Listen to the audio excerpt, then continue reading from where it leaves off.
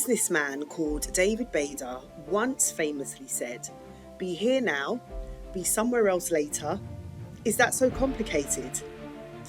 In my last video, we spoke about where we begin when it comes to leveling up or enhancing our careers this year. So if you are looking to level up or move on in your career, today's video is the first in a set of 3 that are going to go through some simple strategies to begin 2024 without overwhelm when it comes to your career. I'm Dawn Morton-Young, aka the Diverse Leaders Coach, and the quote that I mentioned earlier is something that I've had to remind myself of time and time again, particularly when I'm goal setting. We are all taught to think about the future. It's a good thing to do. We have to plan. However, I'm reminded that regardless of any future goals, regardless of tomorrow, I am here now. And really assessing where you are now is the only way to effectively plan for the tomorrow that you want.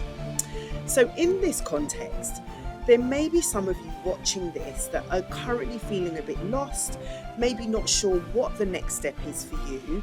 You may even be in a position where you're already at the top of your career in terms of position, but you're still not sure what that means for you now. It could be that your ultimate previous career goal, or the one that you are expected to have, isn't something that you're passionate about anymore. So, what I suggest that people do at the start of every year before they begin to work on goals of any kind is to reassess where you are now. Now, obviously, you know what your job role is, how many people you may manage, etc. But I want to go a bit deeper with it. So, if you have a pen and paper, I would like you to write down the following questions and answer them to assess your baseline. And I will wait for a few seconds for you to get a pen and paper. So, the first question I want you to answer is, what role do you do? So the first question is, what is your role? What is your job? What do you do? Question 2 is, how long have you been in that role for? So what is your job? How long have you been in that role? Question 3, when was the last time that you were promoted with your current employer? Question 4, do you feel passionate about the work that you do? Why or why not?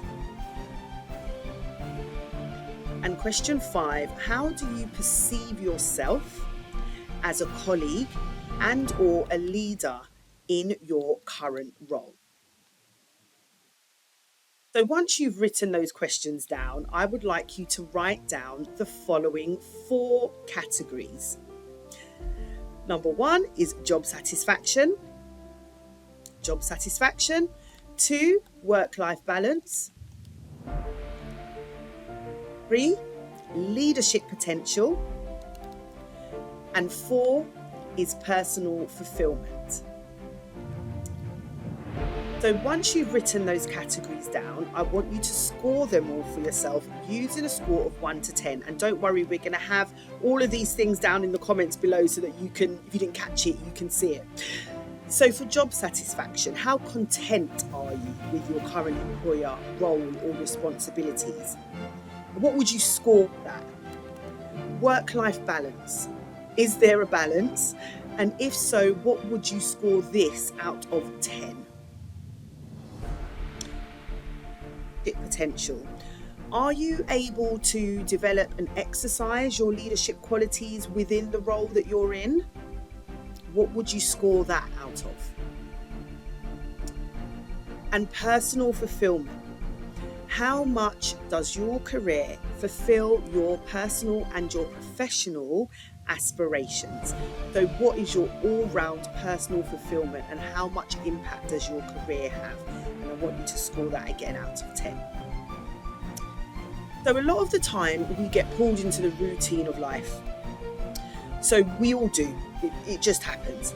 But this exercise will help you to take a moment and to temperature check yourself, rather than what normally happens, which is maybe we feel unhappy, maybe there are things that are frustrating us that we have just been burying.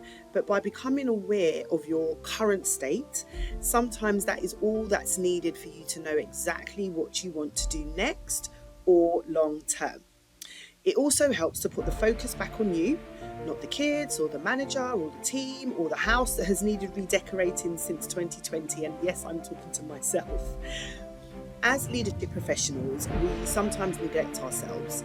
And this quick assessment sets that baseline and gives you something to compare to next year as you look at whether your scores have moved in any way. The last thing that you can do when you've done this assessment is, if you have scores under 5 in any area, is to ask yourself, what would be the next best thing that could occur in your work life that would raise your score in each area by 1 point, just 1 point. Whatever those things are, they can then go into your plan, but we're going to talk about that in the next couple of videos. So I hope that this has helped you. In the next video, we are going to talk about your personal and professional branding and why it is vitally important for any type of career progression. So you don't want to neglect that and you don't want to miss that video. Thanks for watching, and I will see you